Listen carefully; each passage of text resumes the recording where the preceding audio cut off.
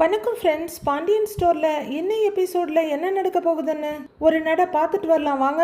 செந்திலுக்கு phone பண்ணிட்டு சரவணன் ஒரு இடத்துல நிற்க செந்தில் உடனே அங்கே வர்றாரு.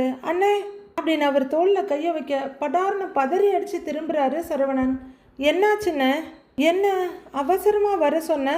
ஆஃபீஸில் வேலையை விட்டுட்டு அப்படியே வந்தேன்னு அப்படின்னு செந்தில் கேட்க சரவணன் உடனே கண்களில் கண்ணீரோட என்னை எப்படியாவது காப்பாத்துடா செந்தில் அப்படின்னு கையெடுத்து கும்பிட்டுக்கிட்டு இருக்காரு. உடனே செந்தில் பதறி போய் என்னென்ன கையெடுத்து கும்பிட்டுக்கிட்டு இருக்கிற, என்னாச்சு உனக்கு அப்படின்னு கேட்குறாரு. எனக்கு என்ன ஆச்சுன்னே தெரியலடா. தூங்கி பல நாள் ஆச்சு. எல்லார் மேலேயும் கோபம் வருது. எல்லார்கிட்டையும் சண்டை போடுறேன். பதட்டமா இருக்கு, பயமா இருக்குடா அப்படின்னு சரவணனை பார்க்க அப்நார்மலா இருக்கு நமக்கு. எங்கேயாவது ஓடி போயிடலாம் போல இருக்குடா அப்படின்னு அவரு படபடக்க அவரால் ஒரு நேரா நிதானமா கூட நிக்க முடியல. உடம்பு அப்படியே படபடன்னு ஆடுது. அண்ணே என்னென்ன பேசுற அப்படின்னு செந்தில் பதறி போறாரு. எனக்கு ஏதோ ஆயிடுமோன்னு பயமா இருக்குடா, செத்து போயிடுவோன்னு தோணுதுடா செந்தில் அப்படின்னு சரவணன் சொல்ல, அண்ணே சும்மா இருண்ணே, அப்படிலாம் பேசாதண்ணே அப்படின்னு அவரு கொஞ்சம் கோவமும் அக்கறையுமா கண்டிக்கிறாரு. ஏதாவது பண்ணடா, என்னை எப்படியாவது காப்பாத்துடா, என்னைய ஏதாவது டாக்டர் கிட்ட கூட்டிட்டு போறியா? காப்பாத்துவியாடா, என்னை காப்பாத்துவியாடா செந்தில், ப்ளீஸ் காப்பாத்துடா அப்படின்னு படபடப்பு நடுக்கமாமா அவர் சொல்ல, அண்ணே என்னென்ன இது, சின்ன பிள்ளை மாதிரி அழுதுகிட்டு இருக்கிற, அழுகாதண்ணே அப்படின்னு தட்டி கொடுக்குறாரு. ப்ளீஸ்டா, இதுக்கு மேல என்னால தப்பிக்க முடியுமான்னு தோணலடா. தலைக்குள்ள என்னென்னமோ பண்ணுதுடா, எனக்கு பைத்தியம் பிடிக்கிற மாதிரி இருக்குதுடா, என்ன டாக்டர் கிட்ட கூட்டிட்டு போயிடுறா அப்படின்னு ரொம்ப பயத்துல கெஞ்சிக்கிட்டு இருக்காரு சரவணன். சரிண்ணே அவர் சொல்லிட்டு இருக்க. டேய் கூட்டிட்டு போடா அப்படின்னு சரவணன் கெஞ்ச, கூட்டிட்டு போறேன்னு, கண்டிப்பா கூட்டிட்டு போறேன், அழாதண்ணே அண்ணே அழாதண்ணே, டென்ஷன் ஆகாதண்ணே அப்படின்னு அவர் கன்னத்தை தடவி கொடுக்குறாரு செந்தில். கோவப்படுறேன்டா சம்பந்தமே இல்லாம, என்னென்னமோ பண்றேன் அப்படின்னு அவரு ரொம்ப வியர்டா பிஹேவ் பண்ண. அண்ணே ஒன்றும் இல்லைண்ணே அப்படிங்கிற செந்தில் அண்ணனை இறுக்கமா ஹக் பண்ணிக்கிறாரு. இவருக்கே கண்ணெல்லாம் கலங்கி போயிடுது அண்ணனோட நிலைமையை பார்த்து. சரவணனும் அமைதியா தம்பியோட தோல்ல சாஞ்சிக்கிறாரு. அப்படியே கண்ணெல்லாம் வெறிச்சு நிலக்கொத்தி போயிருக்கு. செந்தில் அவரை டாக்டர் கிட்ட கூட்டிட்டு வந்துடுறாரு. டாக்டர் சரவணனை பார்க்க சரவணன் கண்கள்ல கண்ணீரோட எங்கேயோ பார்த்துட்டு உட்கார்ந்துருக்காரு. சரவணன் உங்க ஏஜ் என்ன அப்படின்னு டாக்டர் கேட்க திடுக்குன்னு பாக்குறாரு. 29 டாக்டர் அப்படின்னு அவர் சொல்ல, நீங்க மேரீடான்னு கேட்குறாரு டாக்டர். ஆமாங்க டாக்டர்னு தலையாட்டுறவரு. எனக்கு மேரேஜ் ஆனதுக்கு அப்புறம் தாங்க டாக்டர் எல்லா பிரச்சனையும் ஆரம்பிச்சது அப்படின்னு சரவணன் சொல்ல, சொல்லுங்க என்ன பிரச்சனைன்னு டாக்டர் கேட்குறாரு. எனக்கு தூக்கமே வரமாட்டேங்குதுங்க டாக்டர். நான் தூங்கியே பல நாள் ஆச்சு. எப்பவுமே எனக்கு ஒரு மாதிரி பதட்டமா இருக்கு. கோபம் வருது. எல்லார் மேலேயும் எனக்கு கோபமா வருது. எல்லார் மேலேயும் எனக்கு கோபமா வருது அப்படின்னு மொழியை உருட்டிக்கிட்டு யாரையாவது கழுத்து நெரிக்க போற மாதிரி நிக்கிறாரு அவரு. டாக்டர் அப்படியே அசையாம பார்த்துக்கிட்டு இருக்க.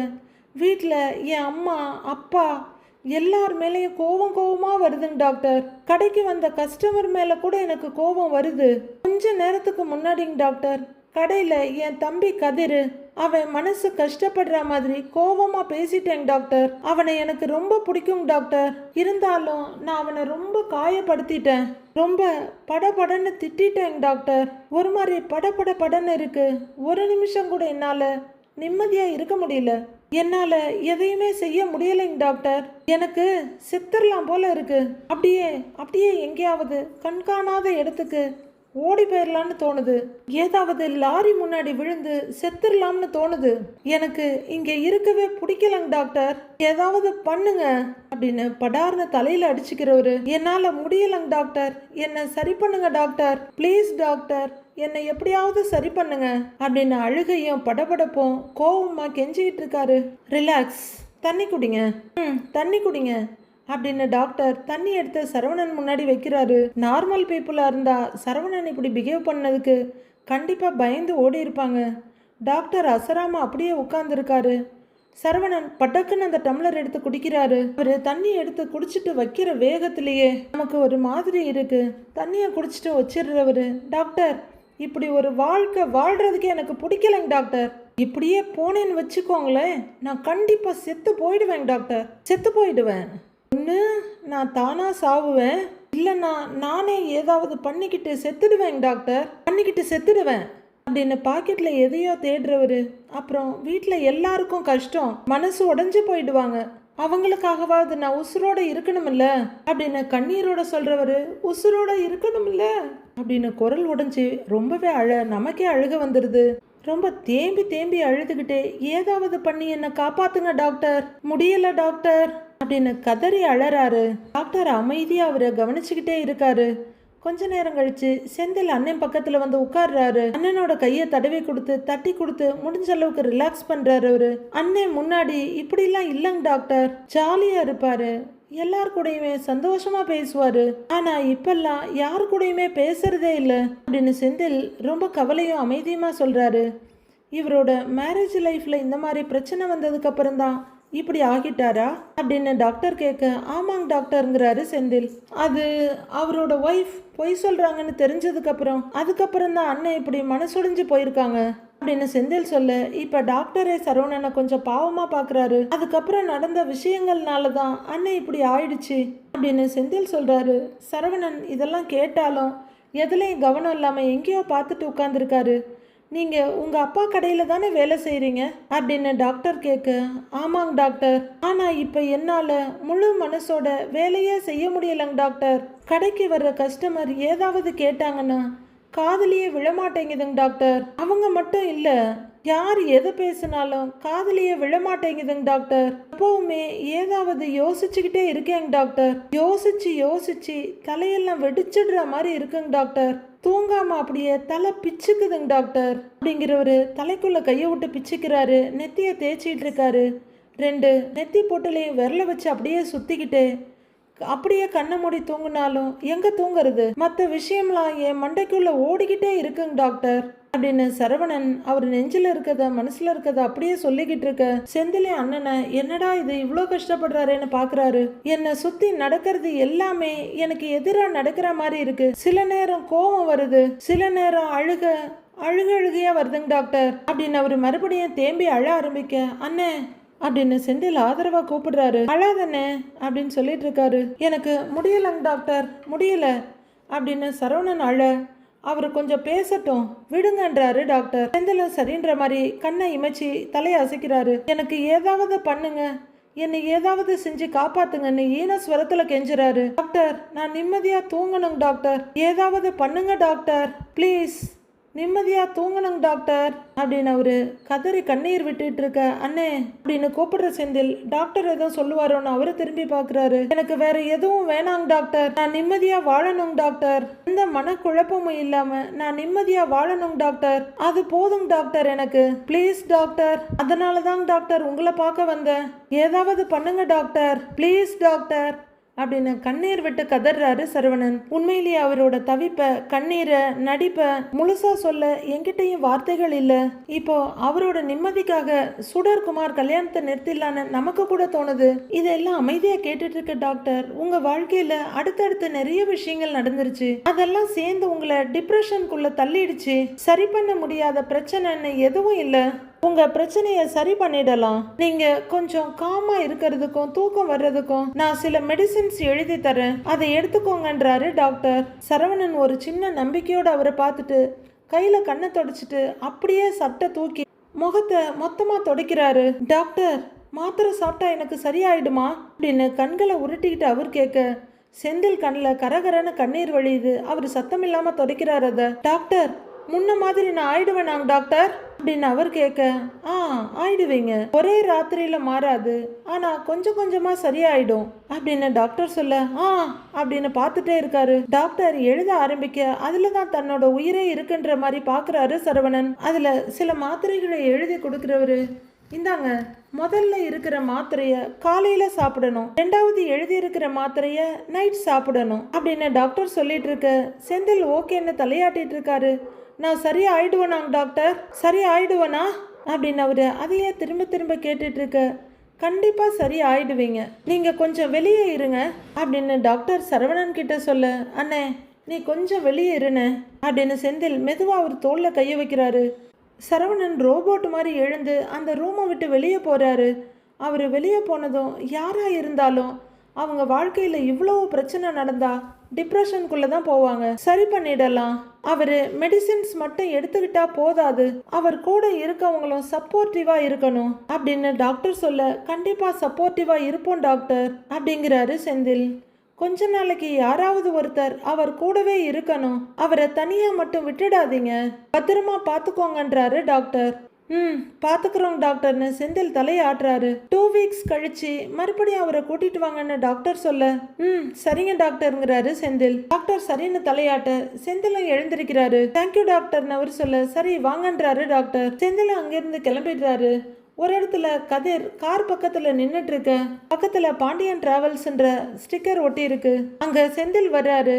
அண்ணே வாண்ணே, என்ன திடீர்னு டிராவல்ஸ் பக்கம்லாம் வந்திருக்க அப்படின்னு கதிர் கேட்க, செந்தில் யோசனையா அப்படியே தாடியை சொரிஞ்சுக்கிட்டே சும்மா தாண்டாங்கிறாரு. லைட்டா அண்ணனை சிரிப்போட நிமிந்து பார்த்தவரு அவர் யோசனையா நிக்கிறத பார்த்துட்டு இவரும் அண்ணன் என்ன யோசிக்குதுன்னு யோசிக்கிறாரு. என்னென்ன ஒரு மாதிரியா இருக்க அப்படின்னு கதிர் கேட்க, ஒன்னும் இல்லடாங்கிறாரு அவரு. என்னாச்சு, வேலையில எதுவும் பிரச்சனையான்னு கதிர் கேட்குறாரு. அதெல்லாம் ஒன்றும் இல்லடா, அண்ணே உங்ககிட்ட ஏதாவது பேசுச்சான்னு செந்தில் கேட்குறாரு. அண்ணே நிறைய பேசுனுச்சு, நீ எதை கேட்குறன்றாரு கதிர். இல்லை அண்ணனுக்கு ஏதாவது உடம்பு சரியில்லை அப்படின்னு எதுவும் சொன்னாங்களா அப்படின்னு செந்தில் கேட்க, இல்லையே என்னங்கிறாரு கதிர். அண்ணே உடம்புக்கு என்னாச்சு அப்படின்னு கதிர் கேட்க, ஆஃபீஸில் வேலையா இருந்தேன்டா, திடீர்னு ஃபோன் பண்ணி உடனே உன்னை பார்க்கணும்னு சொல்லுச்சு அப்படின்ற செந்தில். அதுக்கப்புறம் நடந்ததெல்லாம் கதிர்கிட்ட சொல்ல, கதிர் கண்ணை இமைக்காம அப்படியே கேட்டுக்கிட்டே இருக்காரு. டாக்டர் கிட்ட சுத்தி சுத்தி நடக்கிறது எல்லாமே எனக்கு எதிராக நடக்கிற மாதிரி இருக்கு. சில நேரம் கோபம் வருது, சில நேரம் அழுகையா வருதுங்க டாக்டர் அப்படின்னு சரவணன் டாக்டர் கிட்ட சொன்னதையும் ஒன்று விடாம சொல்றாரு செந்தில். நீங்க கொஞ்சம் காமா இருக்கிறதுக்கும் உங்களுக்கு தூக்கம் வர்றதுக்கும் நான் சில மெடிசின்ஸ் எழுதி தரேன், அதை எடுத்துக்கோங்கன்னு டாக்டர் சொன்னதையும் சொல்றாரு. அதுக்கப்புறம் சரவணன் அனுப்பிட்டு, யாராவது ஒருத்தர் கொஞ்ச நாளைக்கு கூடவே இருக்கணும், அவரை தனியா மட்டும் விட்டுடாதீங்க, பத்திரமா பாத்துக்கங்கன்னு டாக்டர் சொன்னதையும் சொல்றாரு. டாக்டர் சொன்னதெல்லாம் கேட்டு ஒரு மாதிரி ஆயிட்டேன்டா அப்படின்னு செந்தில் சொல்ல, கதிர் அதிர்ச்சியாகி என்னென்னமோ சொல்றேன்னு கேக்குறாரு. அண்ணனோட நிலைமை கொஞ்சம் மோசமா தாண்டா இருக்கு, அண்ணன் ரொம்ப டிப்ரெஷன்ல இருக்காராமாடா அப்படிங்கிறாரு செந்தில். அண்ணே வீட்டில் 50 பேர் இருக்கோம், எப்படி இப்படி ஒரு விஷயத்தை நாம கண்டுபிடிக்காம இருந்தோம் அப்படின்னு கதிர் கேட்குறாரு. உடம்புக்கு ஏதாவது பிரச்சனைன்னா கண்டுபிடிச்சிடலாம்டா, மனசுக்கு ஏதாவது பிரச்சனைன்னா அவங்க சொன்னாதானே தெரியும் அப்படின்னு செந்தில் சொல்ல, தூக்கம் வரல, நிறைய யோசனையா இருக்குன்னு அண்ணே சொல்லுச்சு, ரொம்ப டென்ஷனாக தான் இருந்துச்சு, நாம அப்பவே கேட்டிருக்கணும்னு, ஏதாச்சும் பிரச்சனையான்னு கூட நின்று அதை பேசி இருக்கணும், அதை விட்டுட்டு நாம கண்டுக்காம இருந்துட்டோங்கிறாரு கதிர் கொஞ்சம் கில்ட்டியா. நாம இது எல்லாத்தையும் எதையும் வேணும்னே பண்ணலையேடா அப்படின்னு செந்தில் சொல்றாரு. அண்ணே டாக்டரை பார்த்ததுக்கு அப்புறம் அண்ணன் எப்படி இருக்கு அப்படின்னு கதிர் கேட்க, பரவாயில்லடா, அண்ணன் பேசுனது எல்லாத்தையுமே அவர் கேட்டாரு, அண்ணனுக்கு மன தைரியம் கொடுத்துருக்காரு, மருந்தெல்லாம் கொடுத்துருக்காரு அப்படிங்கிறாரு செந்தில். அண்ணே அதை சாப்பிட்டா அண்ணனுக்கு எல்லாம் சரியாயிடுமாண்ணே அப்படின்னு கதிர் கேட்குறாரு.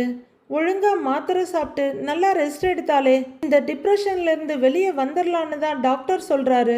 கதிர் அண்ணனை கொஞ்ச நாள் தனியா விட்டுடக்கூடாதுடா, யாராவது ஒருத்தர் கூடவே இருந்துகிட்டே இருக்கணும்னு சொல்லியிருக்காங்கடா, பாவம்டா அண்ணன் அப்படின்னு செந்தில் ஃபீல் பண்ண, கதிரும் ரொம்பவே ஃபீல் பண்றாரு. செந்திலுக்கு அழுகையை கண்ட்ரோல் பண்ண முடியல, டக்குன்னு வெடிச்சு அழ ஆரம்பிச்சிடுறாரு. கண்ணை தொடச்சிக்கிட்டு, நமக்கு ஏதாவது ஒரு பிரச்சனைனா அண்ணன் நம்மளை விடமாட்டாருடா, கூடவே நிப்பாருடா, அந்த அண்ணனுக்கே இன்னைக்கு இம்பட்டு பெரிய பிரச்சனை, கஷ்டமா இருக்குடா அப்படின்னு செந்தில் சொல்ல, கதிர அழுதுகிட்டு நிற்கிறாரு. அண்ணனை டாக்டர்கிட்ட கூட்டிட்டு போனதை பத்தி அப்பா கிட்ட எதுவும் சொன்னியாண்ணே அப்படின்னு கேட்க, செந்திலும் வழியிற கண்ணீரை தொடச்சிக்கிட்டு, இல்ல சொல்லலடாங்கிறாரு. சொல்ல வேண்டாண்ணே, சொல்ல வேண்டாம் அப்படிங்கிற கதிர், அப்பாவால் இந்த விஷயத்த எம்பட்டு தூரம் புரிஞ்சிக்க முடியும்னு எனக்கு தெரியல அப்படின்னு கதிர் சொல்ல, செந்திலும் ஆமான்னு தலையாட்டுறாரு. நானும் அதை தான் யோசிச்சேங்கிறாரு அவரு. கொஞ்சம் மூக்க உறிஞ்சிக்கிட்டு மனசை திடப்படுத்திக்கிட்டு, கதிர் இந்த நேரத்துல நாம 2 பேரும் அண்ணன் கூடவே நிக்கணும்டா, அண்ணனை எப்படியாவது மீட்டு பழைய நிலைமைக்கு கொண்டு வரணும்டா அப்படின்னு சொல்ல, கண்டிப்பா கொண்டு வந்துடலான்னு. அண்ணன் இப்போ எங்கண்ணே இருக்குன்னு கேக்குறாரு கதிர். கடையில தான் இருக்குன்றாரு செந்தில். இப்போ எதுக்கு கடைக்கெல்லாம் போச்சு, வீட்டில் இருந்து ரெஸ்ட் எடுத்துக்கலாம்ல அப்படின்றாரு கதிர். அதைத்தாண்டா நானும் சொன்னேன், ஆனா அவர் கேட்கவே இல்லைங்கிறாரு செந்தில். நாம கடைக்கு போலாமாண்ணே, நான் வேணும்னா கடையில நிக்கிறேன், அண்ணனை வீட்டுக்கு போக சொல்லிடலான்றாரு கதிர். அப்ப டிராவல்ஸை யாருடா பாத்துக்குவா அப்படின்னு செந்தில் கேட்க, நான் என் ஃப்ரெண்டை வர சொல்றேன்னு, அவன் வந்து டிராவல்ஸை பாத்துக்குவான், நாம கடைக்கு போலான்னு அப்படின்னு கதிர் சொல்ல, சரி வா போலாங்கிறாரு செந்தில். அவனுக்கு கால் பண்ணிடுறேன்னு அப்படின்னு ஃபோன் பண்ணி காதில் வச்சுக்கிட்டே போய்கிட்டு இருக்காரு கதிர். வானமே இடிஞ்சு தரையில் விழுந்தாலும் அவரோட கடமையிலிருந்து கொஞ்சமும் தவறாத பாண்டியன் அல்லாவில் உட்காந்து பேப்பரை புரட்டிட்டு இருக்காரு. சரவணன் ஒரு பெட்டியில் பொருளை எடுத்து வச்சிட்டு இருக்க, இலை அப்படின்னு கூப்பிட திரும்பி பார்க்குறாரு. எங்கடா போயிட்டு வந்த அப்படின்னு கேட்க, இப்போ கொஞ்சம் சாந்தமாகி இருக்கிற சரவணன், வெளியில தான் பாங்குறாரு.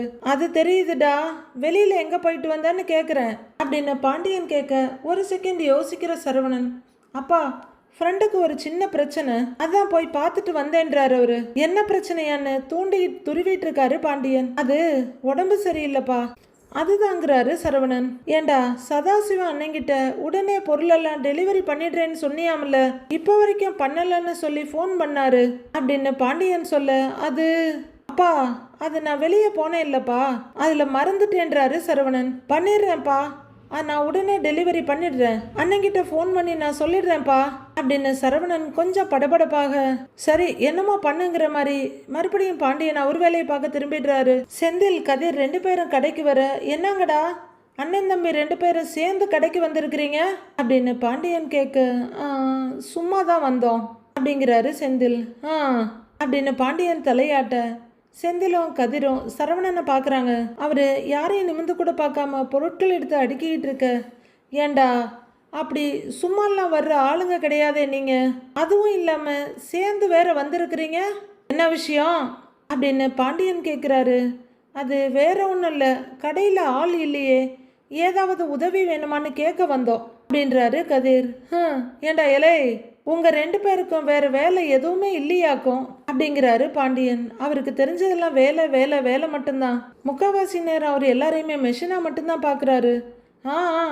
எங்க வேலையெல்லாம் அது பாட்டுக்கு நடந்துகிட்டே தான் இருக்கும் அப்படின்னு கதிர் சொல்ல, ஓஹோ துரை அப்படி சொல்றீங்களாக்குன்ற மாதிரி பார்க்குறாரு பாண்டியன். அண்ணே டெலிவரி அண்ணே அப்படின்னு செந்தில் கேட்க, ஆமாண்டா அப்படின்னு சரவணன் சொல்ல, என்கிட்ட கொடு நான் பாத்துக்கிறேன்னு கையை நீட்டுறாரு செந்தில். பரவாயில்லடான்னு சரவணன் சொல்ல, அட குடுனே என்கிட்ட அப்படின்னு அந்த பில்லை புடுங்கிடுறாரு அவரு. சரவணன் ஒரு மாதிரி பதட்டத்தோட செந்தில பார்த்துக்கிட்டு நிக்கிறாரு. அண்ணே நீ வேணா கொஞ்ச நேரம் வீட்டுக்கு போய் ரெஸ்ட் எடு அப்படின்னு கதிர் சொல்ல, சரவணன் மென்னு முழுங்குறாரு.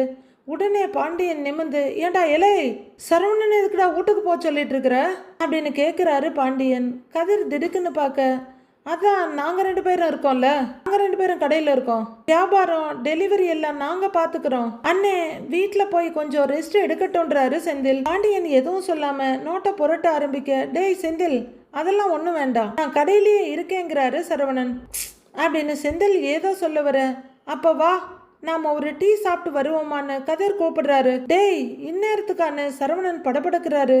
வாண்ணே சும்மா வாண்ணே நீ வாண்ணே அப்படின்னு கதிர் சரவணனோட கையை பிடிச்சி இழுக்க, பாண்டியன் முறைச்சிட்டு இருக்காரு. அண்ணே நீ கடையை பார்த்துக்க அப்படின்னு செந்தில் கிட்ட சொல்லிட்டு, அப்பா நாங்கள் போயிட்டு வந்துடுறோங்கிறாரு கதிர். அவர் எதுவும் சொல்லாம உருன்னு பார்த்துக்கிட்டு இருக்க, அண்ணே வாண்ணே அப்படின்னு சரவணனை கூப்பிட்டுட்டு கதிர் கிளம்பிடுறாரு. செந்தில் உள்ளர போறாரு. என்னங்கடா பண்ணிட்டு இருக்கீங்க 3 பேருமா சேர்ந்து, ஏன் பொழப்பையும் ஒழுங்கா பார்க்க விட மாட்டீங்க போல இருக்கேன்னு பாண்டியன் செந்தில ஒரு பார்வை பார்க்குறாரு. நைட் ஆகுது. ரூம்ல ராஜி அவங்க துவைச்ச துணிங்களை மடிச்சுக்கிட்டு இருக்காங்க. கதிர் உள்ளர வந்து கட்டில்ல உட்கார்றாரு. கதிர் நாளைக்கு இந்த புடவை தான் கட்டலான்னு இருக்கேன், நல்லா இருக்கான்னு ராஜி கேட்குறாங்க. நல்லா இருக்குன்றாரு கதிர். ஏன்பா தங்கச்சி முறையெல்லாம் பண்ணணும்னு சொல்றீங்க, நாத்தனாருக்கு நல்லதா புடவையெல்லாம் எடுத்து கொடுக்க மாட்டீங்களா, இப்போ மட்டும் எல்லாமே சரியா இருந்திருந்தா நாம எல்லாரும் எங்க வீட்டில் இருந்திருப்போம்ல அப்படின்னு ராஜி கேட்க, கதிர் எதுவும் சொல்லாம அமைதியா பாக்குறாரு. 2 குடும்பமும் சந்தோஷமா கல்யாணத்துக்கு ரெடியா இருந்திருப்போம் அப்படின்னு ராஜி சொல்ல, ராஜியோட முகத்தையும் கண்களையுமே பார்த்துட்டு இருக்காரு கதிர். கதிர் நாளைக்கு நீ என்ன ட்ரெஸ் போட போற அப்படின்னு ராஜி கேட்க, இன்னும் முடிவு பண்ணல, ஏதாவது போடுவோம் அப்படிங்கிறாரு அவரு. நீ கல்யாணத்துக்கு வர்றல்ல அப்படின்னு ரொம்பவே தயங்கிட்டு ராஜி கேட்க, அப்படின்னு தலையாட்டுறாரு. சரவணன் மாமா கிட்ட பேசுனியா அப்படின்னு ராஜி கேட்க, எதை பத்திங்கிறாரு கதிர். கல்யாணத்துக்கு போறத பத்தி மாமா கிட்ட பேசுனியா அப்படின்னு வெளியே வராத குரல்ல ராஜி கேட்க, பேசுனேன் அப்படின்றாரு கதிர். மாமா என்ன சொன்னாரு அப்படின்னு ராஜி கேட்க, நான் என்ன எதிர்பார்த்தேனோ அதே மாதிரி தான் அண்ணன் பேசுச்சு, என்கிட்ட கோவப்பட்டுச்சு அப்படின்றாரு கதிர். சரவணன் மாமா எப்படி மயிலக்கா குடும்பத்து மேல கோவமா இருக்காரோ அதே மாதிரி நானும் குமார் மேல கோவமா தான் இருக்கேன். அவன் உன் மேல கொலைப்பழிய போட்ட கோவம் எனக்கு என்னைக்குமே மாறாது. ஆனா என்னதான் இருந்தாலும் அவன் எனக்கு அண்ணனாகி தொலைச்சிட்டான். நான் போய் நின்று என்னோட கடமையை செய்யணும்னு அம்மாவும் சித்தியும் சொல்லும்போது என்னால் மறுக்க முடியலை. நான் இந்த கல்யாணத்துக்கு போய் தான் ஆகணும் அப்படிங்கிறாங்க ராஜி. நீ போக வேண்டான்னு யாருமே சொல்லலையே அப்படின்னு கதிர் சொல்ல, என்னோட சூழ்நிலையை நான் சொல்கிறேன். அப்புறம் அப்பா கல்யாணத்தில் நானும் கலந்துக்கணும்னு ரொம்ப எதிர்பார்ப்பாரு. மற்ற நேரமாக இருந்தாலும் பரவாயில்ல, இப்போ அவருக்கு உடம்பு வேற சரியில்லை. இந்த நேரத்தில் நான் அவர் கூட இல்லைன்னா நல்லாவே இருக்காது. அட்லீஸ்ட் அவருக்காகவாவது நான் இந்த கல்யாணத்துக்கு போகணும் அப்படின்னு ராஜி சொல்ல, நீ என்கிட்ட இத்தனை காரணம்லாம் சொல்லணும்னு அவசியமே இல்லை அப்படின்னு கதிர் ஆறுதலா ராஜியோட கையை பிடிக்கிறாரு. இல்லைண்ணா, நான் வேணும்னா அத்தை கூட போயிட்டு வந்துடுறேங்கிறாங்க ராஜி. சரவணன் மாமாவுக்கு விருப்பம் இல்லைன்னா நீ வர வேண்டாம் அப்படின்னு ராஜி சொல்ல, கதிர் உடனே கொஞ்சம் பிரைட் ஆகி அது உனக்கு ஓகேவான்னு கேக்குறாரு. ஓகே தான்றாங்க ராஜி. அங்க யாரும் எதுவும் கேட்க மாட்டாங்களா அப்படின்னு கதிர் கேட்பாங்க தான், ஆனா நான் பதில் சொல்லிக்குவேன் அப்படின்னு ராஜி சொல்ல, இங்கே பாரு, அப்படிலாம் நீ எனக்காக எந்த பதிலும் சொல்ல வேண்டாம், நான் கல்யாணத்துக்கு வரேன் அப்படின்னு ஒரு சின்ன உறுதியோடு சொல்றாரு கதிர். உனக்கு அது ஓகேவான்னு கேட்குறாங்க ராஜி. எனக்கு ஓகே தான், அண்ணனை மட்டும் சமாளிக்கணும். அண்ணங்கிட்ட நான் பேசிக்கிறேன், நான் உனக்காகவோ மாமாவுக்காகவோ கண்டிப்பாக கல்யாணத்துக்கு வருவேன் அப்படின்னு கதிர் சொல்ல, இல்லை கதிர், கஷ்டப்பட்டெல்லாம் நீ வரவேணான்றாங்க ராஜி. இங்கே பாரு, கஷ்டப்பட்டெல்லாம் வரல, வர வேண்டியது என்னோட கடமை, அதை நான் செய்வேன், நீ ரொம்ப யோசிக்காத அப்படின்னு கதிர் சொல்ல, ராஜி சரின்னு சொல்ல முடியாம வேணான்னு சொல்ல முடியாம அப்படியே பார்த்துட்டு உட்காந்துருக்காங்க. எதிர் வீடு ஒரே கலர் சீரியல் லைட்ஸ், தோரணம்னு ரொம்ப பிரைட்டாக இருக்குது, வெல்கம் போர்டு ரொம்ப பெருசாக இருக்குது, ஸ்பீக்கர் ஆள் உயரத்துக்கு இருக்குது, நிறைய சொந்தக்காரங்க வந்திருக்காங்க. என்னென்ன நல்லா இருக்கீங்களா அப்படின்னு பழனி கேட்க, நல்லா இருக்கோம், நீங்கள் நல்லா இருக்கீங்களான்னு அவர் கேட்குறாரு. நல்லா இருக்கோன்றாரு பழனி. ஆமாம், நீங்கள் மட்டும் வந்திருக்கீங்க, அண்ணி அம்மாலாம் வரலையா அப்படின்னு பழனி கேட்க, வந்துருவாங்க, காலையில் கிளம்பி கல்யாணத்துக்கு வந்துருவாங்க அப்படிங்கிறாரு அவரு. ஓ அப்படியா, காலையில் முகூர்த்தத்துக்குள்ள கண்டிப்பாக வந்துருவாங்கல்ல அப்படின்னு பழனி கேட்க, வந்துருவாங்க, கண்டிப்பாக வந்துருவாங்கன்றாரு அவரு. அப்ப சரி அப்படின்னு பழனி சொல்லிட்டு இருக்க, அவரோட மொபைல் ரிங் ஆகுது. அண்ணே ஒரு நிமிஷம் அப்படின்னு அவரு மொபைல் எடுக்கிறாரு. சொல்லுங்க அண்ணே, எல்லா பொருளையும் மண்டபத்தில் இறக்கிட்டீங்களா? சரி, நம்ம ஆளுங்க அங்கே தான் இருக்காங்க, அவங்க பார்த்துக்குவாங்க. நானும் வந்துடுறேன், எனக்காக வெயிட் பண்ணிட்டு இருக்காதீங்க அப்படின்னு பழனி ஃபோனில் பேசிட்டு இருக்க, சரவணன் வண்டியை ஓட்டிட்டு வர பின்னாடியே பாண்டியனை உட்காந்து வர்றாரு. வண்டியை நிறுத்துற சரவணன் பயங்கர கோவத்தோட எதிர் வீட்டை முறைக்கிறாரு. சரவணன் அங்க பார்த்துட்டு இருக்கத பாக்குற பாண்டியன், டேய் வாடான்னு கூப்பிடுறாரு. சரவணன் கண்ணை கூட இமைக்காம எதிர் வீட்டில் தொங்குற சீரியல் லைட், தோரணம், அங்கே நிற்கிற ஆளுங்க, போர்டுன்னு ஒவ்வொன்றையும் அப்படியே வெறிச்சு பார்த்துக்கிட்டு இருக்காரு. ஆமாண்ணே, பேமெண்ட்டு தானே, அதை விடுங்கண்ணே, பண்ணிடலாண்ணே, பண்ணிட்டா போச்சு அப்படின்னு பழனி சொல்லிட்டு இருக்க, தலையை நீட்டி எல்லா பக்கமும் சுற்றி பார்க்குறாரு சரவணன். மாப்பிள்ள அப்படின்னு பார்க்குற பழனி, அண்ணே நீங்கள் உட்காருங்கண்ணே அப்படிங்கிற ஒரு சரிப்பா வச்சுடுப்பா அப்படின்னு சொல்கிறவர், காலையிலேயே ஏதோ பேசணும்னு சொன்னானே அப்படின்னு சொல்லிக்கிட்டு சரவணன் பக்கமாக வர்றாரு பழனி. பஸ் பிடிச்சி வர்றதுக்கு ஒன்றும் பல மைல் தூரம் இல்லை, பார்வையை கொஞ்சம் வீசினாலே எல்லாமே தெரிகிற தூரத்தில் தானே இருக்கு.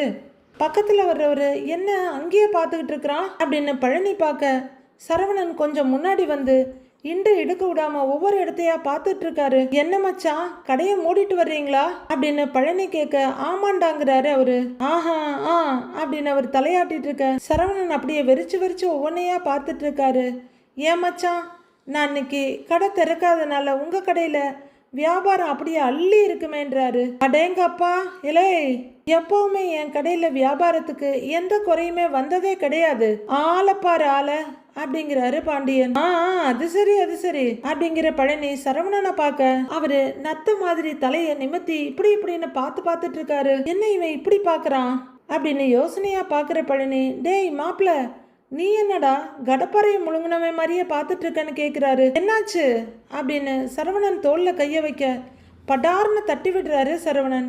என்கிட்ட பேசாத மாமா அப்படின்னு கோவமா கத்த, என்னாச்சுப்பா உனக்குன்னு பழனி கேட்டுட்டு இருக்க, இலை அப்படின்னு மிரட்டிட்டு இருக்காரு பாண்டியன். ஏன் மாமா, உனக்கு கொஞ்சமாவது அறிவு இருக்கா? அறிவு இருக்கான்னு கேட்குறேன் அப்படின்னு சரவணன் பயங்கரமா கத்த பழனி பயங்கர அதிர்ச்சியோட பாக்குறாரு.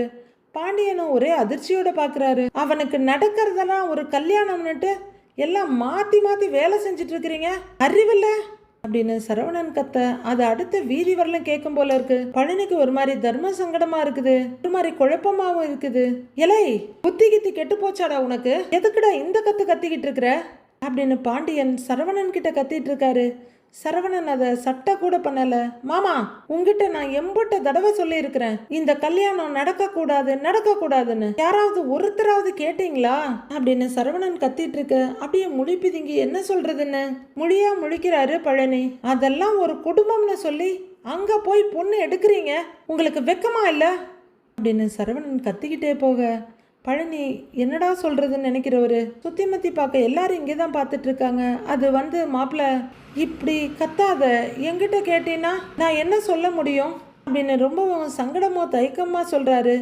ஏன் மாமா அவங்க தூரம் இருந்து எனக்கு குடைச்சல் கொடுத்தது பத்தாதுன்னு இப்ப எதிரில் நின்று அவங்க எனக்கு குடைச்சல் கொடுக்கணுமா, அதை பார்த்து நீங்க ரசிக்கணும், அதுதானே உங்களுக்கு ஆசை அப்படின்னு சரவணன் பயங்கரமா கத்துறாரு. பாண்டியனும் கோவமாகி ஏய் உன்னைய ஏய் பேசாமடா அப்படின்னு அவரு கோவத்துல கத்த பழனி அப்படியே விதிர்வதற்கு போய் குழப்பமோ ஒரு மாதிரி பயமுமா பாக்குறாரு. ஏய் பேசாம இருக்க மாட்டியாடா, எல்லாரும் வேடிக்கை பார்த்துட்டு இருக்கிறாங்க அப்படின்னு பாண்டியன் ஒரு பக்கம் கத்த சொல்லுமாமா அப்படின்னு சரவணன் பழனிக்கிட்ட எகிரிட்டு இருக்காரு. இல்ல மாப்பிள்ள எல்லாரும் இருக்காங்க பாக்குறாங்க, கத்தாத மாப்பிள்ள அப்படின்னு குரலை தணிச்சுக்கிட்டு முடிஞ்ச வரைக்கும் அமைதியா சொல்றாரு பழனி. இங்க பாரு மாமா, எனக்கு குடைச்சல் கொடுக்கறதெல்லாம் இன்னொரு பக்கம் இருக்கட்டும், குமார் வாழ்க்கையை அவங்க அழிச்சிருவாங்க மாமா, அது ஏன் உங்களுக்கெல்லாம் புரிய மாட்டேங்குது அப்படின்னு சரவணன் கத்த பாண்டியனும் அதிர்ச்சியா பார்த்துட்டு இருக்காரு. டேய் மாப்பிள்ள நீ சொல்றதெல்லாம் எனக்கு புரியுதுடா, அண்ணா நான் இதுல என்னடா பண்ண முடியும் அப்படின்னு பரிதாபமா பார்த்துட்டு நிக்கிறாரு பழனி. அவங்க குடும்பம் என்ன சாதாரண குடும்பம்னு நினைச்சிட்டு இருக்கிறீங்களா, ஏன் என் வாழ்க்கையை பார்த்து உங்களுக்கு புத்தி வரல அப்படின்னு கத்துன்னு கத்துறாரு. மாப்பிள்ள கொஞ்சம் அமைதியா இரு அப்படின்னு அவர் தோல்ல மெதுவா பழனியை கைய வைக்க 2 கையையும் வச்சு பட்டார்னு தட்டி விடுறாரு சரவணன். மாமா போ மாமா அப்படின்னு சரவணன் அவரை பிடிச்சி தள்ளிட பழனி கொஞ்சம் கூட இதை எதிர்பார்க்காதனால அப்படியே பேலன்ஸ் இல்லாம தடுமாறி சுத்தி சுழண்டு போய் விழ போறாரு. எதிரில் இருக்கவங்க ஒருத்தர் ஓடி தாங்கி பிடிச்சிடுறாங்க பழனிய. பழனி ஒரு மாதிரி அதிர்ச்சியும் பயமா சரவணனை பாக்குறாரு. சரவணன் கொலை வெறியோட முறைச்சிட்டு நிக்கிறாரு. நாய்கிட்ட கிடைச்ச தேங்காய அதை உருட்டிக்கிட்டே அலையுமாமா அப்படின்னு ஒரு பழமொழி சொல்லுவாங்க. அதே மாதிரி தான் கதிரும் செந்திலும். இவ்வளோ பெரிய பிரச்சனை இருக்கு சரவணனுக்கு, இதுல எதுக்கு மூடி மறைக்கணும்னு தெரியல. அதை பாண்டியன் கிட்ட சொல்லி அவருக்கு ப்ராப்பரான ரெஸ்ட் மெடிசின் கொடுத்து அவரை கவனிச்சுக்கிறத விட்டுட்டு தேவையில்லாம ரகசியத்தை தூக்கி சுமந்துக்கிட்டு அலையிறாங்க. இதால சரவணன் தான் இன்னும் பாதிக்கப்படுவாரு. அடுத்து என்ன நடக்க போகுதுன்னு வர எபிசோட்ல பார்க்கலாம் ஃப்ரெண்ட்ஸ்.